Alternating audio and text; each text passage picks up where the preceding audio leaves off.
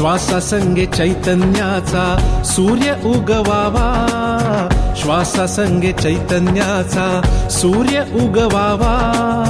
जाणिवेच्या हुंकाराने दिस सुरू व्हावा, एकदाही चुकू नये काळजाचा ठोका, एकदाही चुकू नये काळजाचा ठोका. नित्य नेमे सांभाळावा हृदयाचा ठेवा, हृदयाचा ठेवा, हो हृदयाचा ठेवा. श्रोते हो नमस्कार. हृदयाचा ठेवा ह्या कार्यक्रमात मी आशिष केसकर आपलं स्वागत करत आहे. परमेश्वरांनी आपल्याला दिलेला हृदयाचा ठेवा आपण जपणं अत्यंत आवश्यक आहे. हे जतन कसं करायचं याचं मार्गदर्शन करण्यासाठी सुप्रसिद्ध हृदयरोगतज्ञ डॉक्टर सतेज जानोरकर आपल्याबरोबर आहेत. जानोरकर सर नमस्कार. नमस्कार सर, आपल्याला आजच्या कार्यक्रमामध्ये एक असा प्रश्न अनेकांच्या मनामध्ये आहे, तो नाशिकच्या अनंत कुलकर्णींनी विचारलेला आहे. ते विचारतात की हृदयविकारावर कोणत्या शस्त्रक्रिया उपलब्ध आहेत?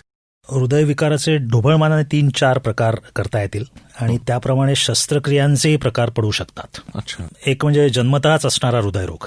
उदाहरणार्थ हृदयाचे जे 2 पडदे असतात त्या पडद्याला छिद्र असेल तर त्याला आपण सेप्टल डिफेक्ट म्हणतो, ASD, VSD. 2 रक्तवाहिन्यातला पूल जो नसावा तो जन्मतःच तिथे असेल तर त्याला PDA म्हणतात, पेटंट डक्टस आर्टरिओसिस.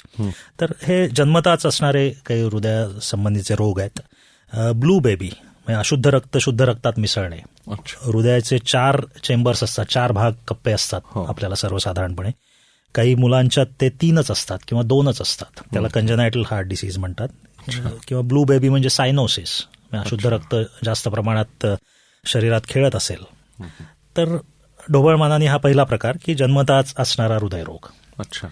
दुसरा हृदयरोग म्हणजे झडपांचा आजार, ज्याला रोमॅटिक हार्ट डिसीज म्हणतो. अच्छा. म्हणजे 10 ते 15 वर्षे या वयापर्यंत थ्रोटच्या इन्फेक्शनमुळे, घशाच्या इन्फेक्शनमुळे झडपांवर त्याचा परिणाम होऊ शकतो, काही स्पेसिफिक जंतूंचा, स्टेप्टोकॉकसचा. आणि त्या झडपा बारीक होतात, जाड होतात, त्या नीट उघडत नाहीत. म्हणजे व्हॅल्व्युलर डिसीज, वाल्व्ह जे असतात 4 हृदयामध्ये, त्याचा हा रोग आहे.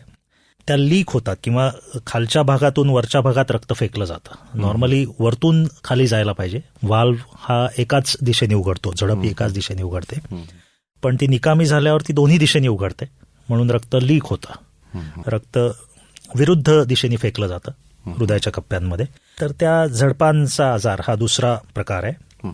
तिसरा प्रकार म्हणजे अंजायना, आपण चर्चा केली बऱ्याच भागात. हृदयविकाराचा झटका किंवा मायोकार्डियल इन्फार्क्शन हा रक्तवाहिन्यांचा आजार आहे, जिथे आपण चर्चा केली की अथरोमा साठत जातो रक्तवाहिन्यात आणि हृदयाच्या स्नायूंना ऑक्सिजनचं प्रमाण कमी मिळतं, म्हणून अटॅक येतो किंवा अंजायनाचे अटॅक येतात.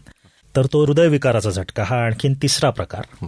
आणि चौथा प्रकार म्हणजे हृदयाच्या मध्ये अंतर्गत भागात एक इलेक्ट्रिकल सिस्टीम असते, एक इलेक्ट्रिकल वायरिंग असतं. त्याप्रमाणे हृदयाची गती आपली कमी जास्त होत असते त्या वायरिंगमुळे. आणि हृदयामध्ये एक नॅचरल पेसमेकर असतो. आपल्या हृदयाची गती साधारण 70, 72, 75 अशी विशिष्ट असते. बरोबर. ती त्या पेसमेकरमुळे जनरेट होते. तो जर पेसमेकर वयोमानाप्रमाणे किंवा आणखीन काही कारणांमुळे निकामी झाला तर हृदयाची गती अगदी कमी होऊ शकते. 30-40 पर्यंत हृदयाचे ठोके पडतात किंवा 200 पर्यंत जाऊ शकतात. त्याला नॅचरल पेसमेकर डिस्फंक्शन म्हणतात. असे हे हृदयाच्या गतीवर नियंत्रण नसणारा हा आजार आहे.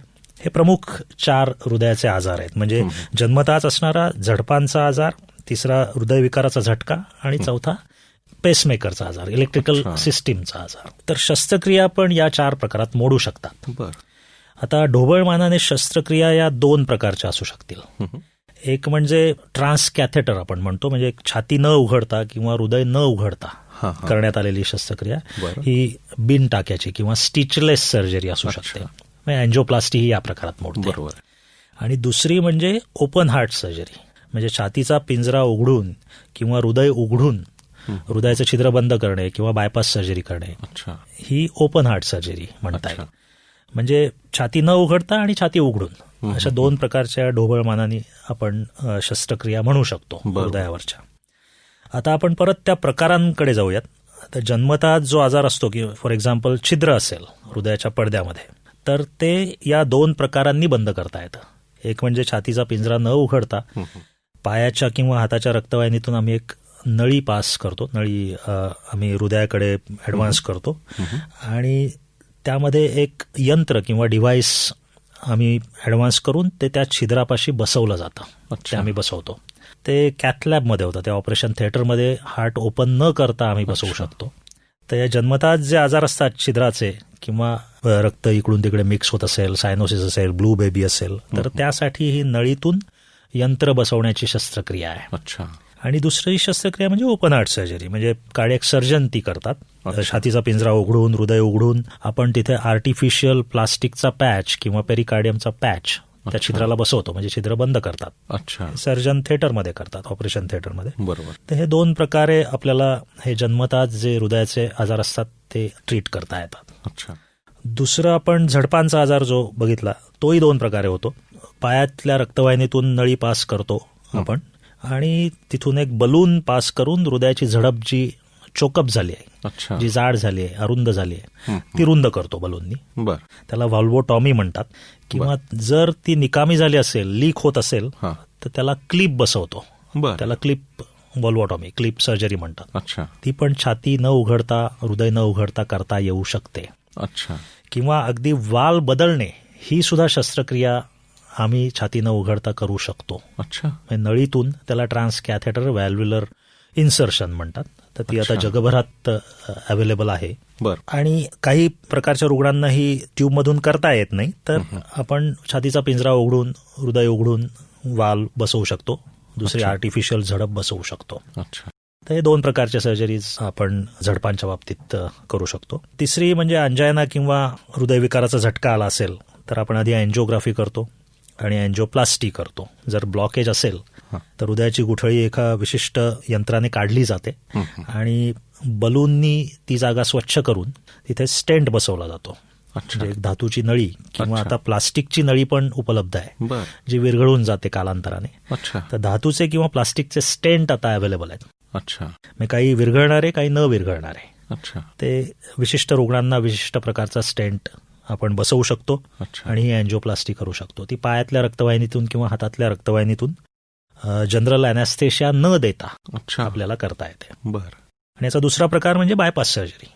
ज्या रुग्णांना 3 किंवा 4 किंवा 5 अडथळे आहेत, फार डिफ्यूज ब्लॉकेजेस आहेत, ज्यामध्ये अँजिओप्लास्टी करता येत नाही, त्यांना बायपास सर्जरी केली जाते.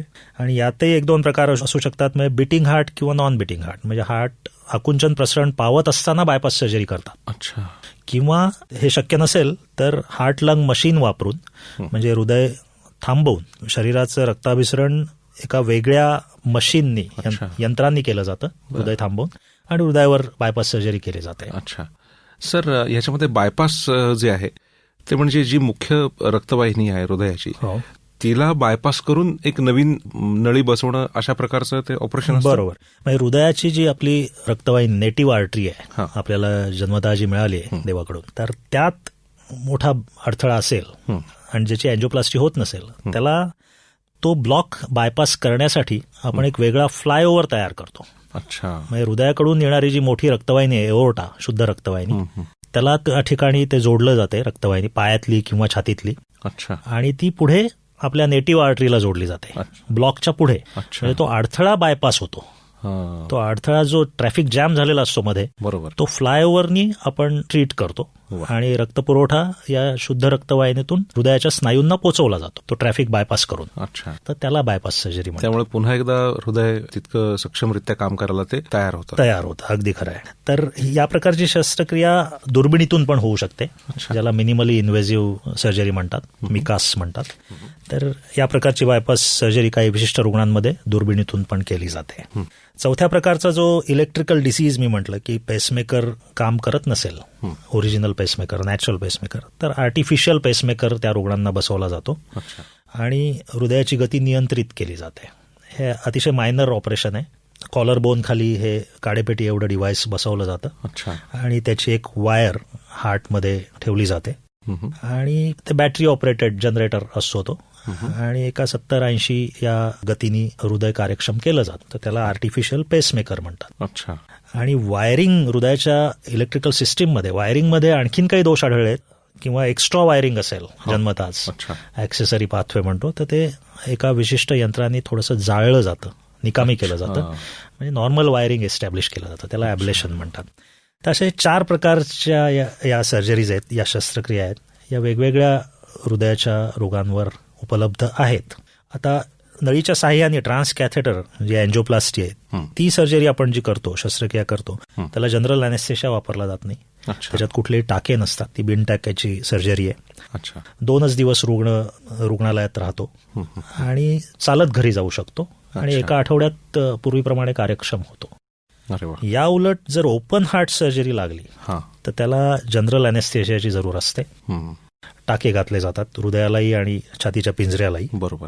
10 ते 12 दिवसाचा स्टे असतो हॉस्पिटलमध्ये सर्वसाधारणपणे आणि 1 महिन्यानंतर तो कार्यक्षम होतो रुग्ण. तर आता या दोन्ही शस्त्रक्रिया आपापल्या जागी सिद्ध झालेल्या आहेत, दोन्हींना जागा आहे.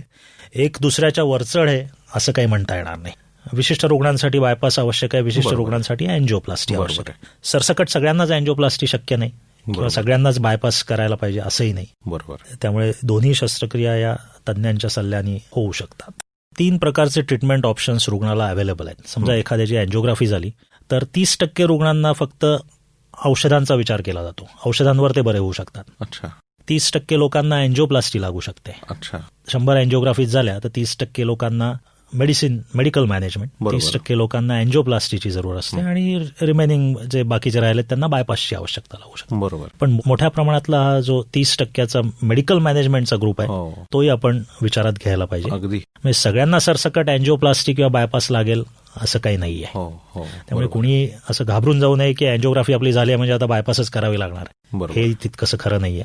सर, ह्याला अनुषंगून एक प्रश्न असा मनामध्ये येतो की जन्मतःच काही हृदयामध्ये विकार असेल, काही यंत्रामध्ये बिघाड असेल तर तो बरा करण्यासाठी शस्त्रक्रिया आहे. पण जसं जसं वय वाढत जातं तसं तसं त्या स्नायूंची क्षमताही कमी होत जात असेल. त्यामुळे वयोवृद्ध माणसांना ह्या शस्त्रक्रिया किती वयापर्यंत करणं योग्य आहे? हा प्रश्न अतिशय आवश्यक आहे, याचं उत्तरही देणं आवश्यक आहे. कारण पूर्वी आपण म्हणत होतो की 70-75 नंतर शस्त्रक्रिया आहेत अवेलेबल पण शक्य नाहीये. रुग्ण वयस्कर होत जातात, एकंदर शारीरिक क्षमता कमी होत जाते. पण आता आपल्याकडे टेक्नॉलॉजी फार ऍडव्हान्स झाली आहे, फार पुढे गेली आहे आणि जे अमेरिकेत किंवा वेस्टर्न कंट्रीजमध्ये उपलब्ध आहे ते आपल्याकडेही उपलब्ध आहे आज. आणि तज्ज्ञही तेवढे निष्णात आहेत. त्यामुळे 80च्या वरच्या रुग्णांना सुद्धा अतिशय उपयुक्त आणि इझिली आपण ऑपरेशन, बायपास सर्जरी किंवा अँजिओप्लास्टी त्यांच्यावर करू शकतो. आणि ते पूर्ववत कार्यक्षम होऊ शकतात. त्यामुळे आता एज हा काही बार राहिलेला नाही. एज इज नॉट अ बार. म्हणजे वयोवृद्ध माणसांसाठी हा अतिशय महत्वाचा मुद्दा आहे. डॉक्टर जानोरकर, आज आपण आमच्या हृदयाचा ठेवा ह्या कार्यक्रमात आलात त्याबद्दल मनापासून धन्यवाद. धन्यवाद. श्रोते हो, हे आणि असे अनेक प्रश्न आम्ही डॉक्टर जानोरकर सरांना विचारणार आहोत. तुम्हाला सुद्धा हृदयाचा ठेवा जपण्यासाठी हृदयाविषयी काहीही प्रश्न असतील तर तुम्ही आमच्यापर्यंत ते प्रश्न पोचवा. डॉक्टर जानोरकर सर आपल्या सर्व प्रश्नांची उत्तरं देतील. आपण आपले प्रश्न आम्हाला मोबाईलवरती SMS किंवा व्हॉट्सअप मेसेज करून सुद्धा पाठवू शकता. त्याकरता आमचा नंबर आहे 8237825148. तसंच तुम्ही आम्हाला पत्राद्वारे सुद्धा प्रश्न पाठवू शकता. त्याकरता आमचा पत्ता आहे डॉक्टर सतेज जानोरकर, दीनानाथ मंगेशकर रुग्णालय, एरंडवणे, पुणे 411004. तेव्हा पुन्हा भेटूयात पुढच्या भागात. नमस्कार. हृदयाचा ठेवा, सहभाग डॉक्टर सतेज जानोरकर आणि भाग्यश्री केसकर. शीर्षक गीत डॉक्टर सदाशिव जावडेकर, संगीत आशिष केसकर. एकदाही चुकू नये काळजाचा ठोका, एकदाही चुकू नये काळजाचा ठोका. नित्य नेमे सांभाळावा हृदयाचा ठेवा, हृदयाचा ठेवा, हो हृदयाचा ठेवा.